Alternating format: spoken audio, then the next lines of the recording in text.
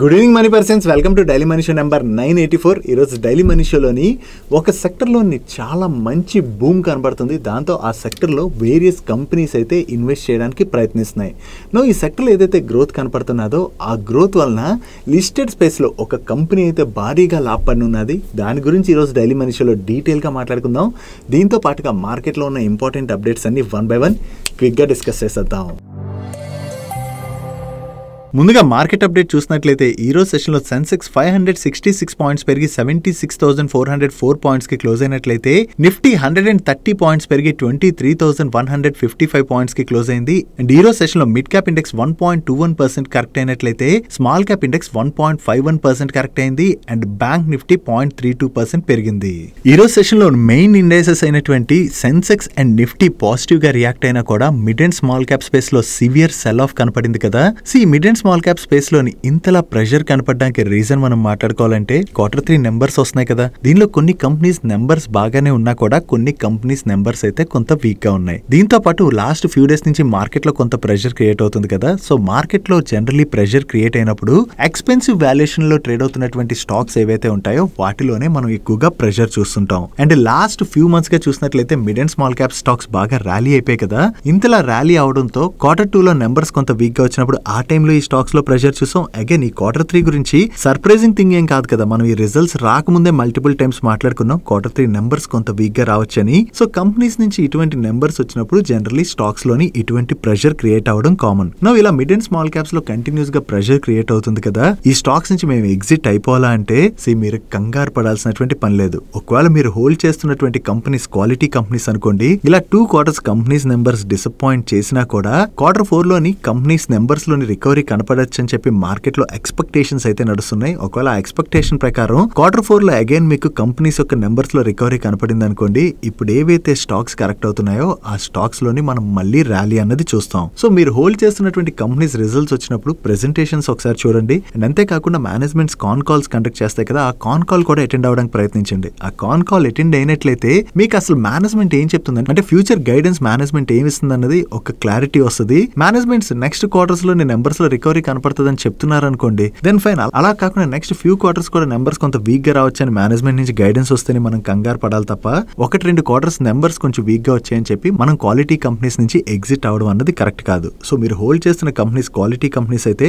అస్సలు భయపడకండి, ఆ కంపెనీస్ ని హోల్డ్ చేయండి. ఇన్ఫాక్ట్ ఇలా కరెక్ట్ అయినప్పుడే మనకి క్వాలిటీ కంపెనీస్ ని అట్రాక్టివ్ వాల్యుయేషన్ లో కొనేటువంటి ఆపర్చునిటీ దొరుకుతుంది. అన్నిసార్లు మనం ఇన్వెస్ట్ చేయాలంటే మన దగ్గర డబ్బులు ఉండవు కదా. సో డబ్బులు లేనప్పుడు ఏం చేయాలంటే మీ దగ్గర డబ్బులు లేవు, సరే దెన్ ఫైన్, డబ్బులు లేవు అనుకోండి, ఆ స్టాక్స్ అలా హోల్డ్ చేసి ఉంచండి. ప్రతిసారి ఇన్వెస్ట్ చేయాలని లేదు కదా. కరెక్ట్ అయినప్పుడు మన దగ్గర డబ్బులు ఉంటేనే ఇన్వెస్ట్ చేయగలం, లేకపోతే లేదు. సో ఒకవేళ కరెక్ట్ అయిన స్టాక్స్ ని మనం హోల్డ్ చేసినా, if they are quality companies, next quarter లో రిజల్ట్స్ బాగుంటే ఆ స్టాక్స్ లోని మనం మంచి రన్అప్ చూసేటువంటి అవకాశం ఉంది. కాబట్టి ఇన్వెస్టర్స్ ఎవరు కూడా భయపడాల్సినటువంటి పని లేదు. ఒకవేళ మీరు జంక్ స్టాక్స్ ని హోల్డ్ చేస్తున్నారనుకోండి, అటువంటి టైంలోనే ఇలాంటి కేసులో భయపడాలి. ఎందుకంటే జనరల్లీ ర్యాలీ ఉన్నప్పుడు అన్ని స్టాక్స్ కూడా బాగానే పెరిగిపోతాయి, కానీ ఇలాంటి మార్కెట్ కరెక్షన్స్ లోని క్వాలిటీ కంపెనీస్ తో జంక్ స్టాక్స్ కూడా కరెక్ట్ అవుతాయి కదా. అగైన్ ఆ స్టాక్స్ రికవర్ అవడానికి చాలా టైమే పట్టేస్తుంది. కాబట్టి జంక్ స్టాక్స్ ని ఎవరైతే హోల్డ్ చేస్తున్నారో వాళ్ళే కంగారు పడాలి తప్ప క్వాలిటీ కంపెనీస్ ని హోల్డ్ చేస్తున్న వాళ్ళు పెద్ద కంగారు పడకండి. ఈ రోజు సినారియో చూడండి, కొన్ని కంపెనీస్ నెంబర్స్ అయితే చాలా బాగున్నాయి. నెంబర్స్ బాగున్న తర్వాత కూడా ఈ రోజు స్టాక్స్ లో ఇంత ప్రెషర్ కనపడేసరికి ఆ మంచి నెంబర్స్ డెలివర్ చేసినటువంటి స్టాక్స్ లో కూడా ఈ రోజు సెషన్ లో ప్రెషర్ కనపడింది. సో ఇలాంటి సినారియోలోని నెంబర్స్ బాగోనివ్వండి, బాగోనివ్వకపోండి, ఏదైనా అవనివ్వండి, ఈ సెల్లింగ్ ప్రెషర్ లోని అన్ని స్టాక్స్ ని కూడా సెల్ చేస్తారు. కాబట్టి ఆ స్టాక్స్ లో మనం ప్రెషర్ చూడడం అనేది కామన్. సో క్వాలిటీ స్టాక్స్ లో కూడా ప్రెషర్ కనపడుతుంది కదా అని కంగారు పడకండి.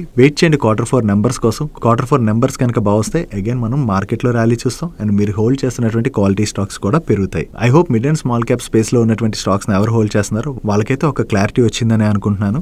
ఈ రోజే కాదు, నెక్స్ట్ అంటే ఈ రిజల్ట్ సీజన్ అంతా కూడా మనం స్టాక్స్ లో కొంత వాలటిలిటీ అయితే కనపడే అవకాశం ఉంది. దట్ డొనాల్డ్ ట్రంప్ గారు టారిఫ్స్ రిలేటెడ్ గా అది కూడా మార్కెట్ కి ఇంకా క్లారిటీ రాలేదు కదా. సో ఆయన దగ్గర నుంచి ఏమైనా కామెంట్స్ వచ్చినా మార్కెట్ లో కొన్ని ఒడిదుడుకులు చూడొచ్చు. బట్ ఇవన్నీ కూడా షార్ట్ టర్మ్ సినారియోస్, కంగారు పడిపోవాల్సినటువంటి అవసరం లేదు. ఎందుకంటే డొనాల్డ్ ట్రంప్ గారు అన్ని కంట్రీస్ మీద కూడా టారిఫ్స్ వేసేస్తానంటే ఈవెన్ యుఎస్ ఎకానమీ కూడా స్ట్రగుల్ అవుతుంది కదా. వాళ్ళకి కూడా చాలా ప్రొడక్ట్స్ కావాలి కదా. ఈవెన్ ఇండియా మీద వాళ్ళు చాలా డిపెండ్ అయి ఉన్నారు కూడా. ఇండియా నుంచి చాలా ప్రొడక్ట్స్ వాళ్ళు ఇంపోర్ట్ చేసుకుంటూ ఉంటారు. ఆ ప్రొడక్ట్స్ అవసరం కూడా వాళ్ళకి చాలా ఉంది. ఇలా టారిఫ్స్ వేసేస్తాం అనగానే 100% టారిఫ్స్ వేసేయడం అది అవ్వదు. దానికి కూడా కొంత అంటే డిస్కషన్స్ జరుగుతాయి కదా కంట్రీస్ మధ్యన. దట్టు మన ఇండియాతోనైతే యుఎస్ కి చాలా అవసరం ఉన్నది. అండ్ ఇండియా కూడా ఆ సత్సంబంధాలు కంటిన్యూ చేయడానికే ప్రయత్నిస్తుంది. కాబట్టి దాని రిలేటెడ్ గా కూడా మనం మరీ అంత వరి అవ్వాల్సినటువంటి పని లేదు. అండ్ దీంతో పాటు ఇటువంటి మార్కెట్ ఫాల్ టైంలోని ఇక్కడి నుంచి కూడా మార్కెట్ మరొక 10% కరెక్ట్ అవ్వచ్చు అన్నట్టుగా మీకు మీడియా ప్లాట్ఫామ్స్ లోని వేరే ఆర్టికల్స్ అవి కనబడుతుంటాయి. అవన్నీ కూడా ఇగ్నోర్ చేసేయండి. ఒకవేళ మార్కెట్ ఇక్కడ 10% కరెక్ట్ అయింది, అక్కడే ఉండిపోదు కదా, మార్కెట్ అగైన్ రికవర్ అవుతుంది. ఈవెన్ కోవిడ్ టైంలో మీరు చూసారనుకోండి, మార్కెట్ ఎంత కరెక్ట్ అయిందో మీరు చూసారు, దాని తర్వాత ఎంత రికవర్ అయిందో చూసారు కదా. కోవిడ్ సినారియో కాదు, మీరు పాస్ట్ 20 years గా చూసారనుకోండి, మార్కెట్ ఎన్నో సార్లు ఇటువంటి సిచ్యువేషన్స్ ఫేస్ చేసింది అండ్ ఎన్నో సార్లు వాటి నుంచి బయటపడింది. అండ్ మన ఎకానమీ అయితే స్టిల్ స్ట్రాంగ్ గానే ఉన్నది అండ్ మన ఎకానమీ ఇక్కడి నుంచి కూడా చాలా గ్రో అవడానికి స్కోప్ అయితే ఉన్నది.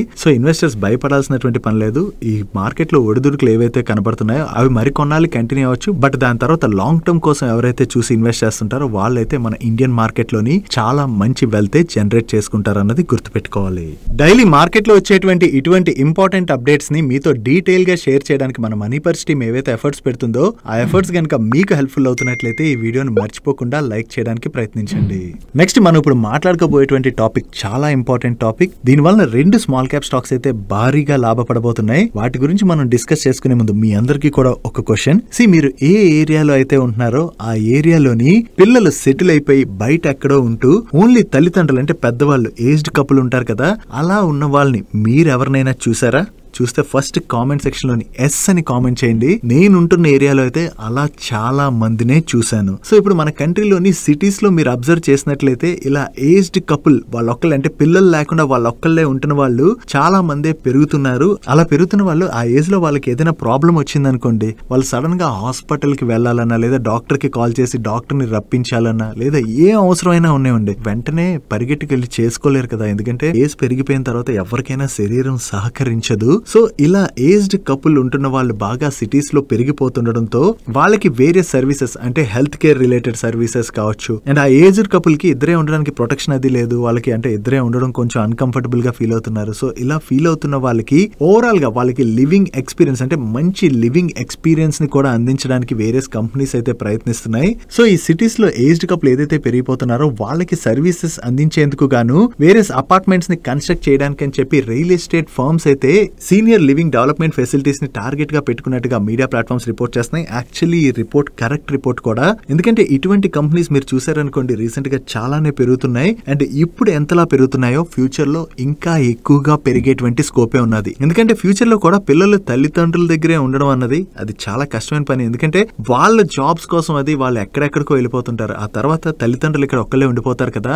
వాళ్ళు నిజంగా అంటే క్వాలిటీ లైఫ్ ని లీడ్ చేయాలంటే ఆ సర్వీసెస్ అందించేటువంటి మనుషులను అయితే హైర్ చేయాలి కదా. హైర్ చేసుకునే కన్నా కార్పొరేట్ కంపెనీస్ ఇవన్నీ ఫెసిలిటీస్ అంటే వాళ్ళకి రెగ్యులర్ గా మెడికల్ చెకప్స్ కావచ్చు, వాళ్ళు ఉండడానికి ఇల్లు కావచ్చు, వాళ్ళకి వేరియస్ ఫెసిలిటీస్ పని మనుషులు కావచ్చు, ఇలా ఏం కావాలన్నా అన్ని ఫెసిలిటీస్ అందించడానికి కార్పొరేట్ కంపెనీస్ అయితే ప్రయత్నిస్తున్నాయి. సో ఈ సెక్టర్ లో పెరుగుతున్నటువంటి ఆపర్చునిటీని క్యాటర్ చేసేందుకు గాను చాలా రియల్ ఎస్టేట్ ఫర్మ్స్ ఈ సెక్టర్ ని టార్గెట్ చేసినట్లుగా వీళ్ళు రిపోర్ట్ చేస్తున్నారు. అండ్ లిస్టెడ్ స్పేస్ లో చూసినట్లయితే 2 కంపెనీస్ మీకు ఈ సర్వీసెస్ అందిస్తుంటాయి. ఒకటి మ్యాక్స్ ఇండియా, వీళ్ళు సీనియర్ అసిస్టెడ్ కేర్ సర్వీసెస్ అందిస్తుంటారు అండ్ అలాగే సీనియర్ లివింగ్ సర్వీసెస్ ని కూడా అందిస్తుంటారు. ఈ కంపెనీ చేసేటువంటి బిజినెస్ గురించి one of the ask money per show వీడియోలోని అన్ని క్లియర్ గా ఎక్స్ప్లెయిన్ చేసి వీళ్ళకు ఉన్నటువంటి ఆపర్చునిటీ గురించి కూడా షేర్ చేయడం జరిగింది. ఈ మ్యాక్స్ ఇండియా వాళ్ళు అందించేటువంటి సర్వీసెస్ ని మీరు ఇక్కడ స్క్రీన్ పై చూడొచ్చు. ఈ మ్యాక్స్ ఇండియా వాళ్ళతో పాటుగా ఆసియానా హౌసింగ్ వాళ్ళు కూడా ఈ సీనియర్ లివింగ్ సర్వీసెస్ ని అయితే ప్రెసెంట్ ఆఫర్ చేస్తున్నారు. వీళ్ళతో పాటు ఈ స్పేస్ లోకి మరిన్ని కంపెనీస్ వచ్చేటువంటి అవకాశం ఉన్నది. అండ్ ఈ సీనియర్ లివింగ్ సర్వీసెస్ ఏవైతే ఉన్నాయో ఇవి ఫ్యూచర్ లో ఇంకా ఎక్కువగా గ్రో అయ్యేటువంటి అవకాశం ఉన్నది. కాబట్టి దాని ద్వారా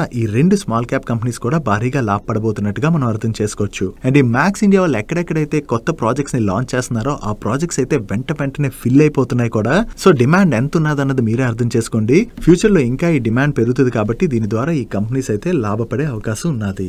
నెక్స్ట్ ఇన్సూరెన్స్ కంపెనీస్ ఒక కామన్ మ్యాన్ కి ఒక సెలబ్రిటీకి ఎంత డిఫరెన్స్ చూపెడుతున్నాయో మీకు ఇక్కడ కనపడుతున్నటువంటి న్యూస్ లో క్లియర్ గా అర్థమవుతుంది. రీసెంట్ గా బాలీవుడ్ యాక్టర్ అయినటువంటి సైఫ్ అలీ ఖాన్ గారి పైన జరిగిన అటాక్ గురించి మీ అందరూ న్యూస్ లో చూసే ఉంటారు కదా. సైఫ్ అలీ ఖాన్ గారు హాస్పిటలైజ్ అయిన తర్వాత ఆయనకి మెడికల్ ట్రీట్మెంట్ జరుగుతుంది కదా. ఈ మెడికల్ ట్రీట్మెంట్ కోసం ఆయనకున్నటువంటి ఇన్సూరెన్స్ కంపెనీ నివాబూపా ఇన్సూరెన్స్ కంపెనీకి 35,95,000 వరకు క్లెయిమ్ చేశారంట. ఈ 35,95,000 క్లెయిమ్ చేయగానే ఇన్స్టెంట్ గా నివాబూపా వాళ్ళు ఈయన ట్రీట్మెంట్ కోసం హాస్పిటల్ కి 25 lakhs అప్రూవ్ చేయడం జరిగింది. ఈయన యాక్చువల్ హాస్పిటల్ బిల్ అయితే 26 lakh వరకు అయినట్టుగా వీళ్ళు పబ్లిష్ చేస్తున్నారు. దీని రిలేటెడ్ గా ఫేమస్ ఇన్వెస్టర్ అండ్ అలాగే కార్డియాక్ సర్జన్ అయినటువంటి డాక్టర్ ప్రశాంత్ మిశ్రా గారు సోషల్ మీడియాలోని ఆయన వాయిస్ అయితే రైజ్ చేశారు. ఆయన ఏం షేర్ చేస్తున్నారంటే ఇదే ఇన్సిడెంట్ ఒక కామన్ మ్యాన్ కి జరిగి ఆ కామన్ మ్యాన్ ఈ ట్రీట్మెంట్ కోసం హాస్పిటలైజ్ అయినట్లయితే నివా భూపాల్ లాంటి ఇన్సూరెన్స్ కంపెనీ 5 lakhs మాత్రమే శాంక్షన్ చేస్తుందని, అదే సెలబ్రిటీ అయ్యి అతను ఒక మల్టీ స్పెషాలిటీ హాస్పిటల్లో జాయిన్ అవగానే వెంటనే నివా భూపా వాళ్ళు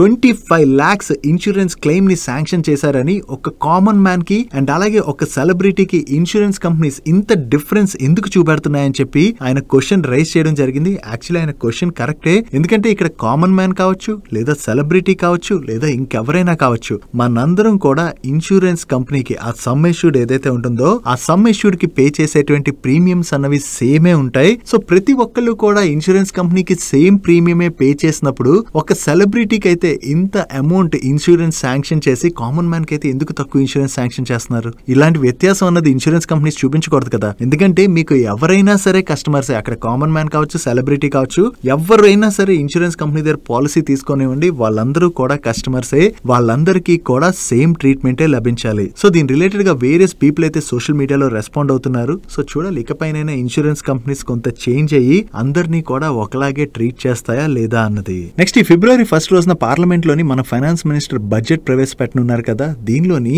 క్యాపిటల్ గెయిన్ ట్యాక్స్ రిలేటెడ్ గా గవర్నమెంట్ నుంచి కొంత రిలీఫ్ అనౌన్స్మెంట్స్ రావచ్చు అని చెప్పి మార్కెట్ లోని వేరియస్ ఎక్స్పెక్టేషన్స్ అయితే బిల్డ్ అయ్యాయి. ఇప్పుడు ఎకనామిక్ టైమ్స్ వాళ్ళు దీని రిలేటెడ్ గా ఏం షేర్ చేస్తున్నారంటే ఈ క్యాపిటల్ గెయిన్ ట్యాక్సెస్ లోని ఎటువంటి స్ట్రక్చరల్ చేంజెస్ ని కూడా గవర్నమెంట్ కన్సిడర్ చేయట్లేదని చెప్పి, ఈ long term and short term capital gain tax పైన బేసిక్ ఫ్రేమ్ వర్క్ లోని కొన్ని అమెండ్మెంట్స్ తీసుకురావచ్చు, కానీ ఎటువంటి మేజర్ చేంజెస్ కూడా ఉండకపోవచ్చు అని చెప్పి వీళ్ళ సోర్సెస్ ద్వారా తెలిసిన ఇన్ఫర్మేషన్ ని వీళ్ళు షేర్ చేయడం జరిగింది. అండ్ దీంతో పాటు ఈసారి బడ్జెట్ లోని మిడిల్ క్లాస్ వాళ్ళకి కొంత బెనిఫిట్స్ ని కలిగించేలాగా ఇన్కమ్ ట్యాక్స్ లోని కొన్ని అమెండ్మెంట్స్ చేసేటువంటి అవకాశం ఉన్నదని చెప్పి మార్కెట్ అయితే ఎక్స్పెక్ట్ చేస్తుంది. సో చూడాలి ఫైనల్ ఈసారైనా గవర్నమెంట్ మిడిల్ క్లాస్ వాళ్ళకి సపోర్ట్ చేసే విధంగా మన ట్యాక్స్ ల్యాబ్స్ ఏవైతే ఉన్నాయో వాటిలోని కొన్ని చేంజెస్ తెస్తారేమో చూడాలి. ఒకవేళ ఆ చేంజెస్ తెచ్చినట్లయితే మాత్రం చాలా మంది మిడిల్ క్లాస్ పీపుల్ కే అది హెల్ప్ అయ్యేటువంటి అవకాశం ఉన్నది. కొంత ఇన్వెస్టర్స్ ని కూడా మన మార్కెట్ వైపు అట్రాక్ట్ చేసేందుకు గాను క్యాపిటల్ గెయిన్ ట్యాక్స్ రిలేటెడ్ గా కూడా కొన్ని స్మాల్ చేంజెస్ ఏమైనా అనౌన్స్ చేస్తే బాగుంటది. బట్ వీళ్ళైతే అనౌన్స్ చేయరని చెప్తున్నారు కదా, చూద్దాం February 1st రోజున ఫైనల్లీ బడ్జెట్ లో ఏమి అనౌన్స్మెంట్స్ వస్తాయన్నది. నెక్స్ట్ మనలో చాలా మంది మొబైల్ ఫోన్ లో డ్యూయల్ సిమ్ కార్డ్స్ మెయింటైన్ చేస్తాం కదా, దీనిలో ఒకటి active SIM, second one is backup SIM. ఈ బ్యాకప్ సిమ్ డీయాక్టివేట్ అవ్వకుండా ఉండడానికి మనం ప్రతిసారి చాలా ఎక్కువ డబ్బులు పెట్టే రీఛార్జ్ చేసుకునే వాళ్ళం.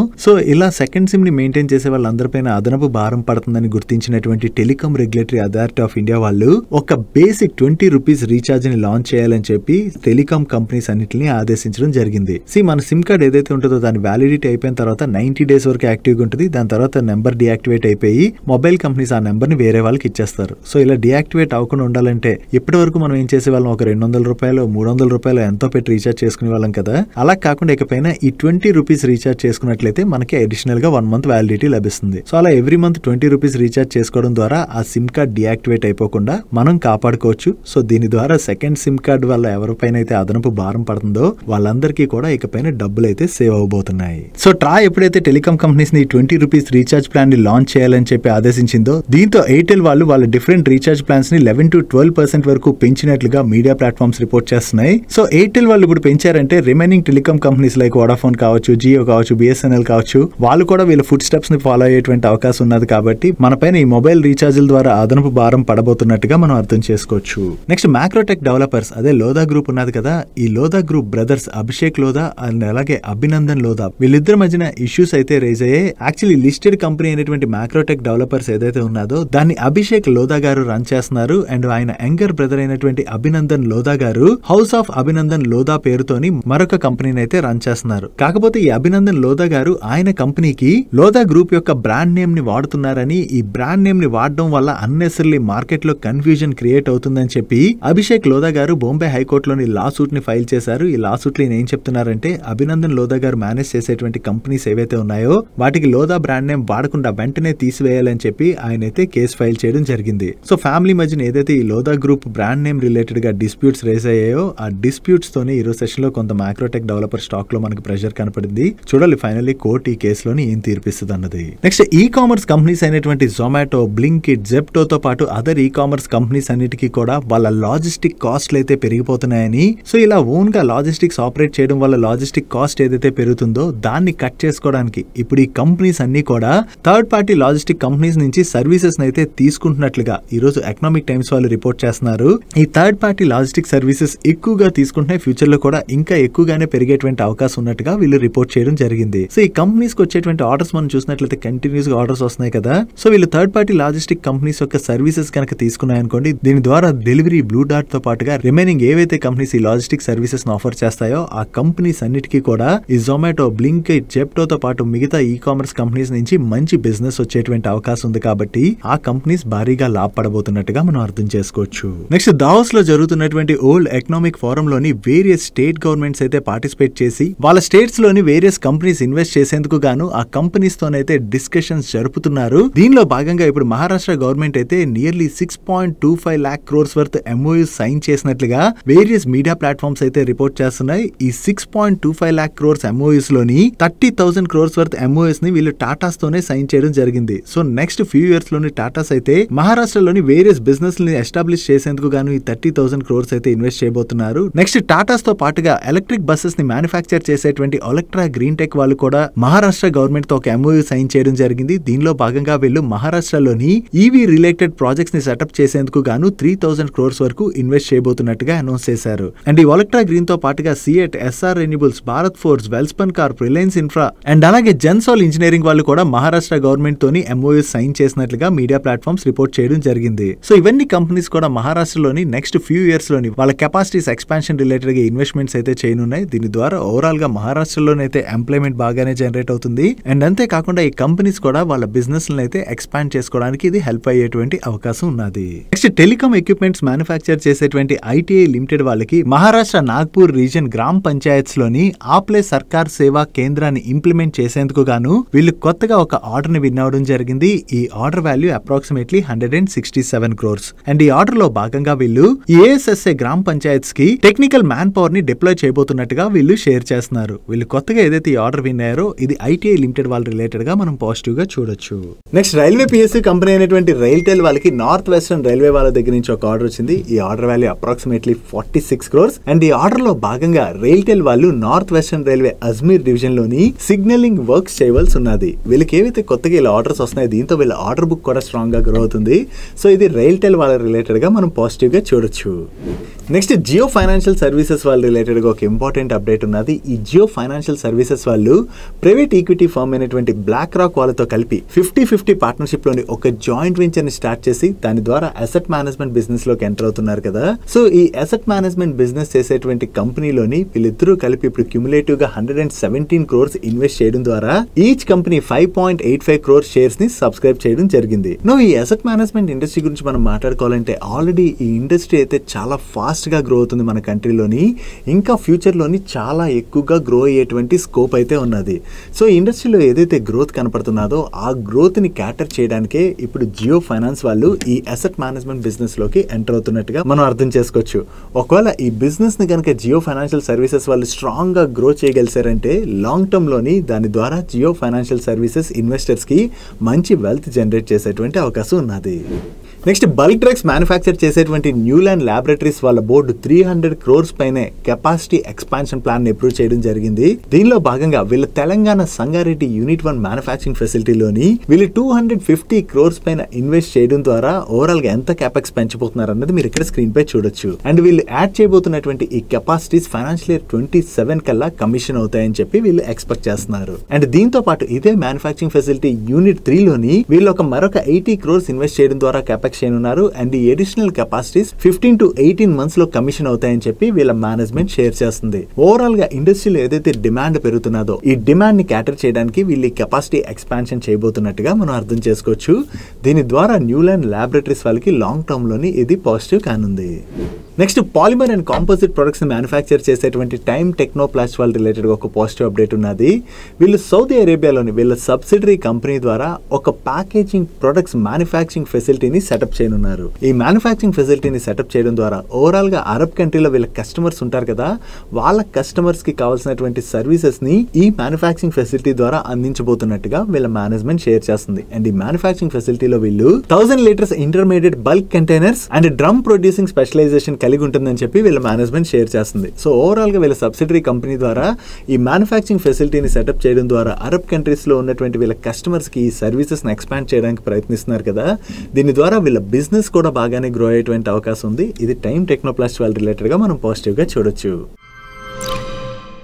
నెక్స్ట్ మనోరమ ఇండస్ట్రీస్ వాళ్ళ నెంబర్స్ వచ్చాయి. వీళ్ళ నెంబర్స్ అయితే ఈ క్వార్టర్ లో చాలా బాగున్నాయి. ఇయర్ ఆన్ ఇయర్ లో వీళ్ళ రెవెన్యూస్ ఏకంగా 112% గ్రోత్ డెలివర్ చేసినట్లయితే సీక్వెన్షియల్ బేసిస్ లో 7% గ్రోత్ డెలివర్ చేశారు. అండ్ ఎబిటాలో ఇయర్ ఆన్ ఇయర్ లో చూసినా క్వార్టర్ ఆన్ క్వార్టర్ లో చూసినా మంచి గ్రోత్ డెలివర్ చేయడం జరిగింది. అండ్ ప్యాట్ లో ఇయర్ ఆన్ ఇయర్ లో 296% పైన గ్రోత్ డెలివర్ చేసినట్లయితే సీక్వెన్షియల్ బేసిస్ లో 10.5% గ్రోత్ డెలివర్ చేశారు. అండ్ ఈ క్వార్టర్ లోని వీళ్ళ ఎబిటా మార్జిన్స్ లోను ప్యాట్ మార్జిన్స్ లో కూడా మంచి ఇంప్రూవ్మెంట్ కనిపిస్తుంది. యాక్చువల్లీ కోకో ప్రైస్లు కంటిన్యూస్ గా ఇంటర్నేషనల్ మార్కెట్స్ లో పెరుగుతున్నాయని చెప్పి మనం లాస్ట్ 1 to 2 months గా మాట్లాడుకుంటున్నాం కదా. సో ఈ కోకో ప్రైస్లు కంటిన్యూస్ గా పెరుగుతుండడం వలన అది మనోరమ ఇండస్ట్రీస్ వాళ్ళకి పాజిటివ్ అవుతుంది. ఇంకా ఈ కోకో ప్రైస్లు పెరిగేటువంటి అవకాశాలే కనిపిస్తున్నాయి. ఇలా అవకాశాలు కనపడుతుండడంతో నెక్స్ట్ క్వార్టర్ లో కూడా వీళ్ళ నెంబర్స్ అయితే బాగానే రావచ్చు అని చెప్పి వీళ్ళ మేనేజ్మెంట్ అయితే కామెంట్ చేస్తుంది. ఓవరాల్ గా ఈ క్వార్టర్ లో వీళ్ళ నెంబర్స్ బాగున్నా కూడా ఈ రోజు సెషన్ లో మోస్ట్ ఆఫ్ ది స్టాక్స్ లోని ప్రెషర్ కనపడుతుండడంతో మనోరమ ఇండస్ట్రీ స్టాక్ లో కూడా మనం ప్రెషర్ చూసాం. నెక్స్ట్ నిన్న పిఎన్బి హౌసింగ్ ఫైనాన్స్ వాళ్ళ నెంబర్స్ వచ్చాయి. ఈ క్వార్టర్ లో వీళ్ళ నెంబర్స్ అయితే బాగున్నాయి. ఇయర్ లో వీళ్ళ ఏఎం లో 12.1% గ్రోత్ డెలివర్ చేసినట్లయితే సీక్వెన్షియల్ బేసిస్ లో 2.8% గ్రోత్ డెలివర్ చేశారు. అండ్ వీళ్ళ లోన్ అసెట్స్ లో కూడా ఇయర్ లో చూసినా క్వార్టర్ ఆన్ క్వార్టర్ లో చూసినా డీసెంట్ గ్రోత్ డెలివర్ చేయడం జరిగింది. అండ్ వీళ్ళ నెట్ ఇంట్రెస్ట్ మార్జిన్ లోని ఇయర్ బేస్ లో 21 basis points ఇంప్రూవ్మెంట్ కనపడుతున్నట్లయితే సీక్వెన్షియల్ బేసిస్ లోని 2 basis points ఇంప్రూవ్మెంట్ కనిపిస్తుంది. And last year same quarter తో కంపేర్ చేసిన ప్రీవియస్ క్వార్టర్ తో కంపేర్ చేసిన ఈ క్వార్టర్ లో వీళ్ళ గ్రాస్ ఎన్పిఏ తగ్గింది అండ్ నెట్ ఎన్పిఏ కూడా తగ్గింది, విచ్ ఇస్ గుడ్. ఓవరాల్ గా చూసుకుంటే ఈ క్వార్టర్ లోని పిఎన్బి హౌసింగ్ ఫైనాన్స్ వాళ్ళ నెంబర్స్ అయితే బాగున్నాయి. Next wires and cables manufacture చేసేటువంటి కేఈఏ ఇండస్ట్రీస్ వాళ్ళ నెంబర్స్ కూడా ఈ క్వార్టర్ లో బాగున్నాయి. ఇయర్ లోని వీళ్ళ రెవెన్యూస్ లో 19.81% గ్రోత్ డెలివర్ చేసినట్లయితే సీక్వెన్షియల్ బేసిస్ లో 8.2% గ్రోత్ డెలివర్ చేశారు. అండ్ ఎబిటాలో ఇయర్ లో చూసినా క్వార్టర్ ఆన్ క్వార్టర్ లో చూసినా మంచి గ్రోత్ డెలివర్ చేయడం జరిగింది. అండ్ ప్యాట్ లో ఇయర్ లో 9.38% గ్రోత్ డెలివర్ చేసినట్లయితే సీక్వెన్షియల్ బేసిస్ లో 6.47% గ్రోత్ డెలివర్ చేశారు. But last year same quarter తో కంపేర్ చేసిన ప్రీవియస్ క్వార్టర్ తో కంపేర్ చేసిన ఈ క్వార్టర్ లో వీళ్ళ ఎబిటా మార్జిన్స్ అయితే ఇంపాక్ట్ అయ్యాయి. ఈవెన్ ఈ క్వార్టర్ లోని ప్యాట్ మార్జిన్స్ కూడా కొంత ఇంపాక్ట్ అయ్యాయి. అండ్ ఈ క్వార్టర్ ఎండింగ్ నాటికి వీళ్ళ దగ్గర 3,871 crores worth large order book కూడా ఉన్నది. ఓవరాల్ గా చూసుకుంటే ఈ క్వార్టర్ లో కేఈ ఇండస్ట్రీస్ వాళ్ళ నెంబర్స్ అయితే బాగున్నాయి. నెక్స్ట్ తాన్లా ప్లాట్ఫామ్స్ నెంబర్స్ వచ్చాయి. ఈ క్వార్టర్ లో వీళ్ళ నెంబర్స్ అయితే వీక్ గానే ఉన్నాయి. లాస్ట్ ఇయర్ సేమ్ క్వార్టర్ తో కంపేర్ చేసిన ప్రీవియస్ క్వార్టర్ తో కంపేర్ చేసిన ఈ క్వార్టర్ లోని వీళ్ళ ఆపరేటింగ్ రెవెన్యూలో కొంత డ్రాప్ కనిపిస్తుంది. అండ్ ఈవెన్ ఈ క్వార్టర్ ఎబిటా కూడా బాగానే ఇంపాక్ట్ అయింది. And last year same quarter లోని వీళ్ళు 140 crores ప్యాట్ జనరేట్ చేసినట్లయితే ప్రీవియస్ క్వార్టర్ లోని 130 crores ప్యాట్ జనరేట్ చేయడం జరిగింది. అండ్ ఈ క్వార్టర్ కి వీళ్ళ ప్యాట్ 118 crores కి తగ్గింది. ఓవరాల్ గా చూసుకుంటే ఈ క్వార్టర్ లోని వీళ్ళ top line and bottom line both impact అవడంతోనే ఈ రోజు సెషన్ లో తాన్లా ప్లాట్ఫామ్ స్టాక్ లో మనకి ప్రెషర్ కనపడింది. నెక్స్ట్ చిన్న కంపెనీ అయినటువంటి ఫ్రాగ్ సెల్సాస్ట్ వాళ్ళ నెంబర్స్ అయితే ఈ క్వార్టర్ లో చాలా బాగున్నాయి. ఇయర్ బేసిస్ లో వీళ్ళ ఆపరేటింగ్ రెవెన్యూలో 104% గ్రోత్ డెలివర్ చేసినట్లయితే ఎబిటాలోని 375% గ్రోత్ డెలివర్ చేశారు. అండ్ ప్యాట్ లోని 484% గ్రోత్ డెలివర్ చేయడం జరిగింది. Even last year same quarter తో కంపేర్ చేస్తే ఈ క్వార్టర్ లో వీళ్ళ ఎబిటా మార్జిన్స్ లోను ప్యాట్ మార్జిన్స్ లోను సిగ్నిఫికెంట్ ఇంప్రూవ్మెంట్ కనిపిస్తుంది. అండ్ ప్రీవియస్ క్వార్టర్ తో కంపేర్ చేసిన ఈ క్వార్టర్ లో వీళ్ళ ఆపరేటింగ్ రెవెన్యూలోను ఎబిటాలోను చాలా మంచి గ్రోత్ డెలివర్ చేశారు. అండ్ ప్రీవియస్ క్వార్టర్ లోని వీళ్ళు 4 crores ప్యాట్ జనరేట్ చేసినట్లయితే ఈ క్వార్టర్ కి వీళ్ళ ప్యాట్ 15 crores కి పెరిగింది. ఈవెన్ సీక్వెన్షియల్ బేసిస్ లో కూడా వీళ్ళ మార్జిన్స్ లో అయితే మంచి ఇంప్రూవ్మెంట్ కనపడుతుండడంతో ఈ రోజు సెషన్ లో ఈ స్టాక్ పాజిటివ్ గా రియాక్ట్ అయింది. అండ్ ఈ క్వార్టర్ ఎండింగ్ నాటికి వీళ్ళ దగ్గర 105 crores worth strong order book కూడా ఉన్నది. అండ్ వీళ్ళ కీ గ్రోత్ డ్రైవర్స్ ఏవైతే ఉన్నాయో వాటిని ఇక్కడ మీరు స్క్రీన్ పై చూడొచ్చు. నెక్స్ట్ పాలీక్యాబ్ వాళ్ళ నెంబర్స్ వచ్చి లాస్ట్ ఇయర్ సేమ్ క్వార్టర్ తో కంపేర్ చేస్తే ఈ క్వార్టర్ లో వీళ్ళ ఆపరేటింగ్ రెవెన్యూలో మంచి గ్రోత్ డెలివర్ చేశారు. కానీ సీక్వెన్షియల్ బేసిస్ లో వీళ్ళ ఆపరేటింగ్ రెవెన్యూలో డ్రాప్ కనిపిస్తుంది. బట్ ఎబిటాలో మాత్రం లాస్ట్ ఇయర్ సేమ్ క్వార్టర్ తో కంపేర్ చేసిన ప్రీవియస్ క్వార్టర్ తో కంపేర్ చేసిన ఈ క్వార్టర్ లో మంచి గ్రోత్ డెలివర్ చేశారు. And last year same quarter లో వీళ్ళు 416 crores ప్యాట్ జనరేట్ చేసినట్లయితే ప్రీవియస్ క్వార్టర్ లోని 445 crores ప్యాట్ జనరేట్ చేశారు. అండ్ ఈ క్వార్టర్ లోని వీళ్ళు 464 crores ప్యాట్ జనరేట్ చేయడం జరిగింది. So last year same quarter తో కంపేర్ చేసిన ప్రీవియస్ క్వార్టర్ తో కంపేర్ చేసిన ఈ క్వార్టర్ ప్యాట్ లోనైతే డీసెంట్ గ్రోత్ డెలివర్ చేశారు. Coming to segment wise performance వీళ్ళ వైర్స్ బిజినెస్ సెగ్మెంట్ రెవెన్యూస్ లోని లాస్ట్ ఇయర్ సేమ్ క్వార్టర్ తో కంపేర్ చేస్తే ఈ క్వార్టర్ లోని డీసెంట్ గ్రోత్ డెలివర్ చేసిన సీక్వెన్షియల్ బేసిస్ లో మాత్రం డ్రాప్ కనిపిస్తుంది. బట్ ఈ బిజినెస్ మార్జిన్స్ లో మాత్రం సీక్వెన్షియల్ బేసిస్ లోని డీసెంట్ ఇంప్రూవ్మెంటే కనిపిస్తుంది. అండ్ వీళ్ళ ఎఫ్ఎంఈజీ బిజినెస్ ఉన్నది కదా, ఈ బిజినెస్ రెవెన్యూస్ లోని ఈ క్వార్టర్ లోని చాలా మంచి గ్రోత్ డెలివర్ చేశారు. మెయిన్లీ వీళ్ళ రెవెన్యూస్ ని ఈ ఎఫ్ఎంఈజీ బిజినెస్ స్ట్రాంగ్ గా డ్రైవ్ చేసింది. సో ఈ ఎఫ్ఎంఈజీ బిజినెస్ లోని ఇంత గ్రోత్ డెలివర్ చేయడంతో వీళ్ళ ఓవరాల్ నెంబర్స్ అయితే బాగానే వచ్చాయి. అండ్ అదర్ సెగ్మెంట్ రెవెన్యూస్ లో కూడా ఇయర్ ఆన్ ఇయర్ లో డీసెంట్ గ్రోత్ డెలివర్ చేసిన సీక్వెన్షియల్ బేసిస్ లో అయితే డ్రాప్ కనిపిస్తుంది. ఓవరాల్ గా చూసుకుంటే ఈ క్వార్టర్ లో నెంబర్స్ అయితే వీళ్ళు బాగానే ఉన్నాయి. కాన్కాల్ లో వీళ్ళ మేనేజ్మెంట్ ఎటువంటి కామెంటరీ ఇస్తుంది అన్నది మనం చూడాలి. నెక్స్ట్ NIIT వాళ్ళ నెంబర్స్ వచ్చి ఈ క్వార్టర్ లో వీళ్ళ నెంబర్స్ అయితే డీసెంట్ గానే ఉన్నాయి. ఇయర్ ఆన్ ఇయర్ లో చూసిన క్వార్టర్ ఆన్ క్వార్టర్ లో చూసిన వీళ్ళ నెట్ రెవెన్యూస్ లో డీసెంట్ గ్రోత్ డెలివర్ చేశారు. అండ్ ఎబిటా లో year on year loan quarter on quarter loan 1% growth deliver చేయడం జరిగింది. అండ్ ప్యాట్ లో ఇయర్ ఆన్ ఇయర్ లో 9% గ్రోత్ డెలివర్ చేసినట్లయితే సీక్వెన్షియల్ బేసిస్ లోని 8% గ్రోత్ డెలివర్ చేయడం జరిగింది. బట్ ఈ క్వార్టర్ లోని వీళ్ళ ఎబిటా మార్జిన్స్ లో అయితే స్లైట్ గా డ్రాప్ కనిపిస్తుంది. నెక్స్ట్ మ్యూజిక్ బిజినెస్ చేసేటువంటి టిప్స్ మ్యూజిక్ వాళ్ళ నెంబర్స్ వచ్చాయి. లాస్ట్ ఇయర్ సేమ్ క్వార్టర్ తో కంపేర్ చేస్తే ఈ క్వార్టర్ వీళ్ళ ఆపరేటింగ్ రెవెన్యూలో 20% గ్రోత్ డెలివర్ చేసినట్లయితే ఆపరేటింగ్ ఎబిటాలో 28% గ్రోత్ డెలివర్ చేశారు. అండ్ ప్యాట్ లోని 27% గ్రోత్ డెలివర్ చేయడం జరిగింది. And year on year basis లో వీళ్ళ ఎబిటా మార్జిన్స్ లోను ప్యాట్ మార్జిన్స్ లో కూడా మంచి ఇంప్రూవ్మెంటే కనిపిస్తుంది. బట్ సీక్వెన్షియల్ బేసిస్ లో మాత్రం వీళ్ళ ఆపరేటింగ్ రెవెన్యూలో 4% డ్రాప్ కనపడుతున్నట్లయితే ఆపరేటింగ్ ఎబిటాలో 7% డ్రాప్ కనిపిస్తుంది. అండ్ ప్యాట్ లోని 8% డ్రాప్ కనిపిస్తుంది. ఈవెన్ ప్రీవియస్ క్వార్టర్ తో కంపేర్ చేస్తే ఈ క్వార్టర్ వీళ్ళ EBITDA margins and Pat margins కూడా కొంత ఇంపాక్ట్ అయ్యాయి. ఓవరాల్ గా చూసుకుంటే ఈ క్వార్టర్ లో టిప్స్ మ్యూజిక్ వాళ్ళు మిక్స్డ్ నెంబర్స్ ని డెలివర్ చేసినట్టుగా మనం అర్థం చేసుకోవచ్చు. నెక్స్ట్ HDFC బ్యాంక్ వాళ్ళ నెంబర్స్ వచ్చి వీళ్ళ నెంబర్స్ ఎలా ఉన్నాయో చూద్దాం. లాస్ట్ ఇయర్ సేమ్ క్వార్టర్ తో కంపేర్ చేస్తే ఈ క్వార్టర్ లో వీళ్ళ రెవెన్యూస్ లో 6.3% గ్రోత్ డెలివర్ చేశారు. అండ్ నెట్ ఇంట్రెస్ట్ ఇన్కమ్ లోని ఇయర్ ఆన్ ఇయర్ లో 7.7% గ్రోత్ డెలివర్ చేయడం జరిగింది. అండ్ వీళ్ళ డిపాజిట్స్ లోని లాస్ట్ ఇయర్ సేమ్ క్వార్టర్ తో కంపేర్ చేస్తే ఈ క్వార్టర్ లో 15.9% గ్రోత్ డెలివర్ చేసినట్లయితే ప్రీవియస్ క్వార్టర్ తో కంపేర్ చేస్తే 4.2% గ్రోత్ డెలివర్ చేశారు. అండ్ కాసా డిపాజిట్స్ లో కూడా లాస్ట్ ఇయర్ సేమ్ క్వార్టర్ తో కంపేర్ చేసిన ప్రీవియస్ క్వార్టర్ తో కంపేర్ చేసిన వీళ్ళు డీసెంట్ గ్రోత్ డెలివర్ చేయడం జరిగింది. అండ్ వీళ్ళ AUM లో ఇయర్ ఆన్ ఇయర్ లో 7.6% గ్రోత్ డెలివర్ చేసినట్లయితే సీక్వెన్షియల్ బేసిస్ లో 2.5% గ్రోత్ డెలివర్ చేశారు. And last year same quarter తో కంపేర్ చేస్తే ఈ క్వార్టర్ లోని వీళ్ళ ప్యాట్ లో డీసెంట్ గ్రోత్ డెలివర్ చేశారు. బట్ సీక్వెన్షియల్ బేసిస్ లో మాత్రం వీళ్ళ ప్యాట్ లోని స్లైట్ గా డ్రాప్ కనిపిస్తుంది. And last year same quarter తో కంపేర్ చేసిన ప్రీవియస్ క్వార్టర్ తో కంపేర్ చేసిన ఈ క్వార్టర్ లోని వీళ్ళ గ్రాస్ NPA కొంత పెరిగింది. అండ్ ఈవెన్ నెట్ NPA కూడా కొంత పెరిగింది, which is not good. Overall గా చూసుకుంటే ఈ క్వార్టర్ లో HDFC బ్యాంక్ వాళ్ళ నెంబర్స్ అయితే ఓకే అంటే డీసెంట్ గానే ఉన్నాయి. కానీ ఈ క్వార్టర్ లో కనపడుతున్నటువంటి కొంత కన్సర్న్ ఏంటంటే ఈ క్వార్టర్ లో వీళ్ళ NPA నెంబర్ కొంత పెరిగింది. ఆ NPA నెంబర్ ని వీళ్ళు కంట్రోల్ చేయవలసి ఉన్నది. నెక్స్ట్ టాటా కమ్యూనికేషన్ వాళ్ళ నెంబర్స్ వచ్చి ఈ క్వార్టర్ లో వీళ్ళ నెంబర్స్ అయితే డీసెంట్ గానే ఉన్నాయి. లాస్ట్ ఇయర్ సేమ్ క్వార్టర్ తో కంపేర్ చేసిన ప్రీవియస్ క్వార్టర్ తో కంపేర్ చేసిన ఈ క్వార్టర్ ఆపరేటింగ్ రెవెన్యూలో డీసెంట్ గ్రోత్ డెలివర్ చేశారు. And last year same quarter లో వీళ్ళు 45 crores ప్యాట్ జనరేట్ చేసినట్లయితే ప్రీవియస్ క్వార్టర్ లో 227 crores ప్యాట్ జనరేట్ చేశారు. అండ్ ఈ క్వార్టర్ కి వీళ్ళ ప్యాట్ 236 crores కి పెరిగింది. ఓవరాల్ గా ఈ క్వార్టర్ లో వీళ్ళ టాప్ లైన్ లోను బాటమ్ లైన్ లోను డీసెంట్ గ్రోత్ డెలివర్ చేశారు. నెక్స్ట్ డైరీ కంపెనీ అయినటువంటి హెరిటేజ్ ఫుడ్స్ వాళ్ళ నెంబర్స్ వచ్చాయి. లాస్ట్ ఇయర్ సేమ్ క్వార్టర్ తో కంపేర్ చేసిన ప్రీవియస్ క్వార్టర్ తో కంపేర్ చేసిన ఈ క్వార్టర్ లోని వీళ్ళ టాప్ లైన్ లో మంచి గ్రోత్ డెలివర్ చేశారు. And last year same quarter లోని వీళ్ళు 26 crores ప్యాట్ జనరేట్ చేసినట్లయితే ప్రీవియస్ క్వార్టర్ లో 48 crores ప్యాట్ జనరేట్ చేశారు. అండ్ ఈ క్వార్టర్ లోని వీళ్ళు 43 crores ప్యాట్ జనరేట్ చేయడం జరిగింది. ఇక్కడ ఇయర్ ఆన్ ఇయర్ బేసిస్ లో వీళ్ళ ప్యాట్ లో డీసెంట్ గ్రోత్ డెలివర్ చేసిన సీక్వెన్షియల్ బేసిస్ లో వీళ్ళ ప్యాట్ లో డ్రాప్ కనపడుతుంది కదా. దానికి రీజన్ ప్రీవియస్ క్వార్టర్ తో కంపేర్ చేస్తే ఈ క్వార్టర్ లోని వీళ్ళ ఎక్స్పెన్సెస్ బాగా పెరిగాయి. ఈ ఎక్స్పెన్సెస్ పెరిగిపోవడంతోనే మనకి ప్యాట్ లోని డ్రాప్ కనిపిస్తుంది. And coming to this quarter highlights, ఈ క్వార్టర్ లోని వీళ్ళ మిల్క్ ప్రొక్యూర్మెంట్ వాల్యూమ్ లో ఇయర్ ఆన్ ఇయర్ లో 12.62% గ్రోత్ డెలివర్ చేశారు. అండ్ వీళ్ళ యావరేజ్ మిల్క్ ప్రొక్యూర్మెంట్ కాస్ట్ కూడా ఈ క్వార్టర్ లో తగ్గినట్టుగా వీళ్ళు షేర్ చేస్తున్నారు. అండ్ వీళ్ళ మిల్క్ సేల్స్ వాల్యూమ్ లో అయితే ఇయర్ ఆన్ ఇయర్ బేసిస్ లో 6.08% గ్రోత్ డెలివర్ చేయడం జరిగింది. అండ్ వాల్యూ యాడెడ్ ప్రొడక్ట్స్ ఉంటాయి కదా, ఈ వాల్యూ యాడెడ్ ప్రొడక్ట్స్ రెవెన్యూస్ లో అయితే వీళ్ళు 17.6% గ్రోత్ డెలివర్ చేయడం జరిగింది. ఓవరాల్ గా చూసుకుంటే లాస్ట్ ఇయర్ సేమ్ క్వార్టర్ తో కంపేర్ చేసి ఈ క్వార్టర్ లో వీళ్ళ నెంబర్స్ లో మంచి గ్రోత్ డెలివర్ చేశారు. ఓన్లీ వీళ్ళ ఎక్స్పెన్సెస్ పెరిగిపోవడంతోనే సీక్వెన్షియల్ బేసిస్ లో వీళ్ళ ప్యాట్ లోని స్లైట్ గా డ్రాప్ కనిపిస్తుంది. That's it for today's daily munch. ఈ రోజు డైలీ మంచ్ లో మేము షేర్ చేసిన ఇన్ఫర్మేషన్ మీకు నచ్చినట్లయితే ఈ వీడియోని లైక్ చేయండి. అండ్ ఈ video me friends and family members helpful అవుతుంటే ఈ వీడియోని వాళ్ళకి షేర్ చేయండి. అండ్ మీరు ఇదే ఫస్ట్ టైం మన మనీ పర్స్ ఛానల్కి వచ్చి ఛానల్ ఇంకా సబ్స్క్రైబ్ చేసుకోలేనట్లయితే ఇక్కడ ఉన్న ఛానల్ లోగో మీద క్లిక్ చేసి ఛానల్ సబ్స్క్రైబ్ చేసుకుంటూ పక్కన ఉన్న బెల్ ఐకాన్ లోని ఆల్ నోటిఫికేషన్స్ యాక్టివేట్ చేసుకోండి. నేను చంద్రశేఖర్ పత్రి మరొక ఇంట్రెస్టింగ్ వీడియోతో కలుద్దాం. Good night.